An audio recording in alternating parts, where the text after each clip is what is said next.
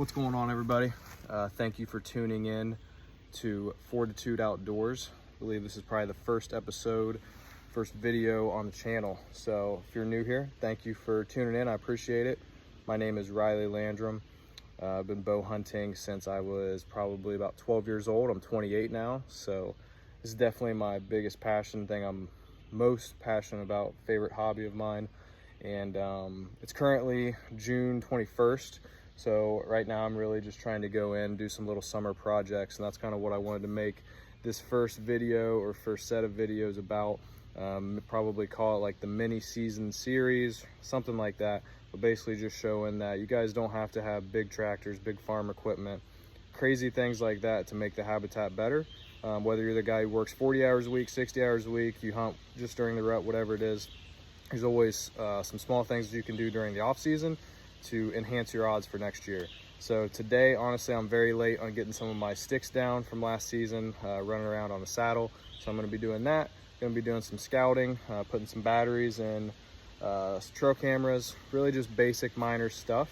But yeah, think this is gonna be hopefully a season full of videos that we're gonna try to put out and really just have fun with it. You know, if nothing else, it'll just be cool to document everything along the years. So this is also all being shot on an iPhone for the first video because my camera and GoPro are dead.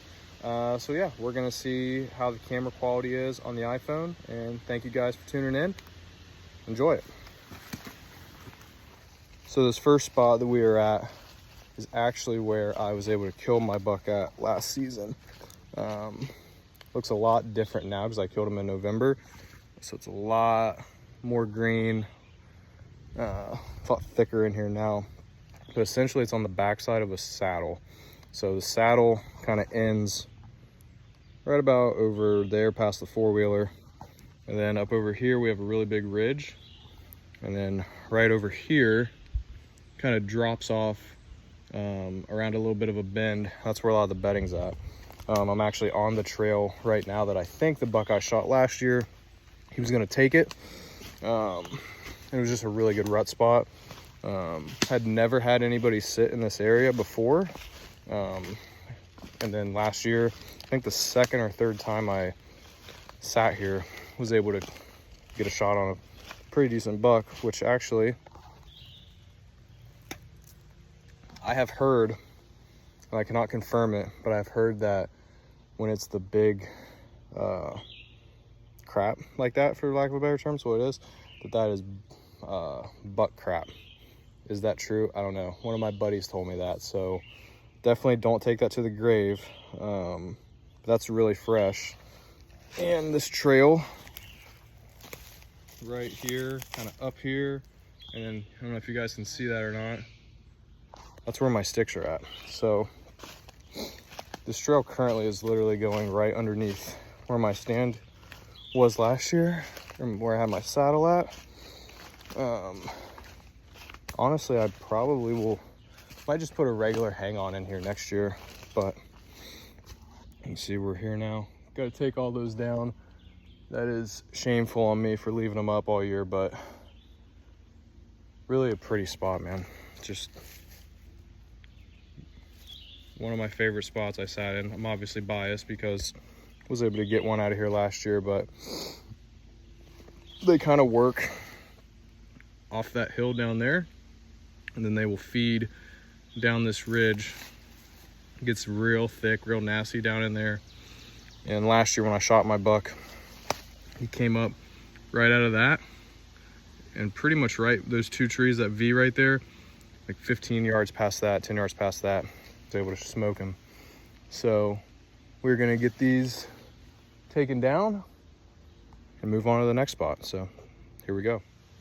All right, just want to give you guys a better view of what this actually looks like when you are up in it. So honestly, only like 4 sticks up on this, so not super high. The way that when I saddle hunt, this can be a tip if you want to take it for one, I personally like to find like a little clump of trees. So I got this little one in front of me, then I got one here, then I got one right there. I like that just because when I'm moving around the tree, if I need to, I feel like it just kind of blocks gives me a little bit extra protection, camouflage, can hide a little bit. Especially in a spot like this, where they're gonna be eye level with you a lot if they're coming down, especially in the mornings, if they're coming from here back to their bedding. Having this group of trees, I feel like helps a lot. And for and last year what happened is this buck came from over here, out of that thick stuff, and he worked to right there. So it was only about a 20-yard shot. I was on my weak side in the saddle, but when they're coming up from you, you're high enough, and then when they're coming from above you, due to having this coverage with the trees and stuff and being in this little clump, really no issue at all of them seeing me. So I got trails actually going on both sides of this tree right now. So like I said, next year I'll probably, in a few months, be coming out here and hanging the set for next season. So yeah, now we just gotta take the sticks off, and about 100 yards away, that's a new project that we're going to start sometime soon, here pretty soon hopefully, and can give you guys a little insight on what that's going to be. So let's get these torn down. All right, what I think is going to be probably the biggest project, and I might be running out of time, but I really want to try and get it done, is putting in a combination of a small, kind of like a throw and grow food plot, and a watering hole right here on the saddle that we have. So as you can see right now, it is just covered up in weeds, grass, which it's not as much over here where it's more shaded, but makes me feel good about it, because I know that if grass can grow, I'm sure that a clover can grow. So maybe like a clover chicory mix up here. It's just going to take a lot of work to get it. It won't take that long, a few hours, just need to make some time to do it. And then I'm thinking right here in the shaded area, digging it out and putting in a little bit of a watering hole. Obviously if I put it in the shade, the water's not going to evaporate as quickly as if I'd put it right over there in the sun. So I'm going to do that, I think. Hopefully get a chicory and clover mix in here, and then also mineral block. And then I'll position my camera somewhere around here, have it on video mode, so I can really track which direction the deer are coming from. So if you're not familiar with the term saddle, the way I like to think of it is basically if you have a high point over here and there's this, it's kind of the flat point in between two areas. So that may not be the Google or Chat GPT correct definition. That's how I think of it. The deer are going to use that a lot, that flat terrain, to get from one point to another. And this basically backs up to bedding right over there. And where I killed my deer at last year was right over there. And he was working his way to that trail. That was going right by our sticks today. So again, another little project, but maybe in the next video or two, you guys will see the work that's actually been started on that one. All right, took down our last set. Didn't bring you guys along because that just wasn't nothing too exciting there. But we are currently where did a clover kind of throw and grow type of situation. This is the first time I've been able to come back and actually see it since it sprouted, and you can see we got a lot of clover. We got some weeds that we sprayed with 2,4-D or 2,4-DB, I forget. It is whichever one does not kill clover, but it will kill weeds. Weren't able to get all of it though. I mean, look at this. Now, this is my first time trying something like this, so I'm happy that what we did seemed to have worked. We could have done better with some of the weeds, I think. I don't know, it doesn't really look like they're eating it yet. That may go show my ignorance of, when this really takes effect, of like them saying, oh great, let's eat it. But I mean, look at all this. This came out pretty good. I mean, we got a ton of clover. So that's exciting. We're gonna come in today. I'm gonna whack down some of these big weeds. But what I think is kind of crazy is we have a mineral block out, and I had it about 50 yards up this old logging road, And they didn't really hit it anything. It was there for like a year. If there was corn, they'd hit it. If there wasn't corn, they wouldn't hit it. Well, I moved it to where this little stream is going.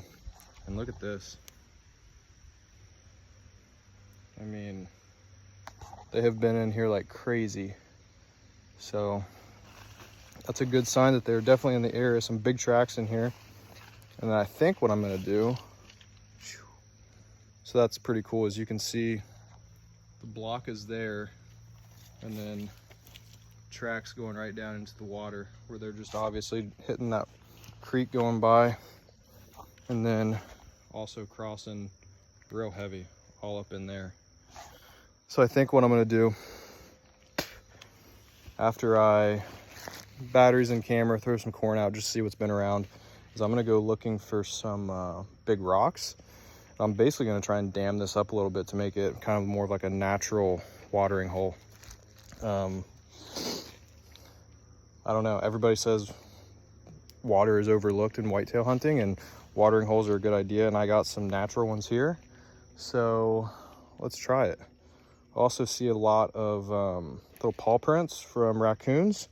So this may be a good place to set up a trap, get rid of some of these coons. So, all right, on to the next project. Let's go.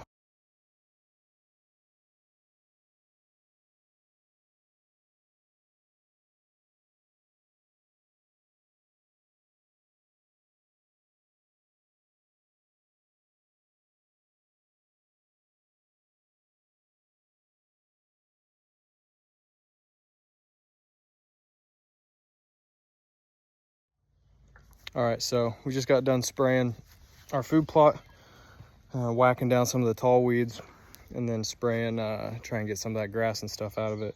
So last project of the day now is going to try and dam up that, there's a creek right there, and it's already pulled up pretty nicely, but basically trying to make a natural watering hole out of it. So I'm trying to find rocks right now and some of the fields around here and stuff that we can use to dam that up and just make sure it stays nice and deep. So that way they'll have clover, salt, or a mineral block, and water all right there. So that's what we're doing, and get some rocks, dam it up, and show you guys when we're done, and then we'll head home. All right, I think that's gonna be it for the day. We're able to find all those rocks. We have a stream, or a spring, it goes all the way from the back all the way through here. So there's a natural trail there, little creek, and then it kind of dips into this. So then we just dammed up that side there just to make that a little deeper. Maybe next weekend we'll come back, take this log out of their way, but currently trail leading right down to that. So I think that's gonna be it for the day. Got a lot done. Gonna make a list and get back after it next weekend. So if you guys stuck around to this point, appreciate y'all watching. Again, this was all shot on an iPhone, so hopefully here sometime soon we'll get the camera situation sorted out, and it'll be better from here on out. So appreciate you guys. We'll see you on the next one.